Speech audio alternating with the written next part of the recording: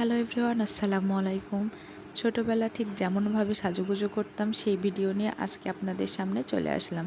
এই যে মুখে ফেয়ার অ্যান্ড লাভলি ইচ্ছা মতো ডলে নিলাম, যতটা ডললে আর কি সাদা ভূতের মতো লাগে।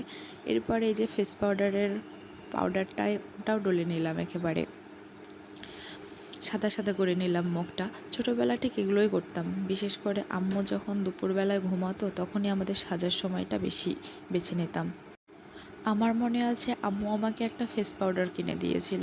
সেই ফেস পাউডারটার স্থায়িত্ব ছিল মাত্র 10 দিন। মানে আমি এতটাই ডলা ডলেছিলাম যে 10 দিনের মধ্যে ফেস পাউডারটা শেষ হয়ে গেছিলো।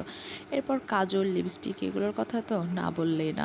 এমন ডলা ডলতাম, বিশেষ করে আম্মু যখন ঘুমাতো তখন একেবারে প্রচণ্ড পরিমাণে দিতাম। আর মেকআপের এই যে ব্লাশনগুলো, তখন তো আর জানতাম না যে এটা ব্লাশন, জাস্ট লাল হবে এটার জন্য ইচ্ছা মতো দিয়ে দিতাম। আর চোখের উপর এমন লাল দেওয়া দিতাম যেন মানুষ দেখে ভাবতো যে কেউ ঘুষি মেরে আমাকে লাল করে দিয়েছে। হাস্যকর ব্যাপার ছিল। এই নিয়ে পাড়ার ভাইয়ারা অনেক দুষ্টুমিও করতো। এই তো, তারপরে দিতাম লিপস্টিক, যতটা ডলা যায়। লিপস্টিক দিয়ে কখনো মুখের ঠোঁটের সঙ্গে ঢাকাতাম না, একেবারে হা করে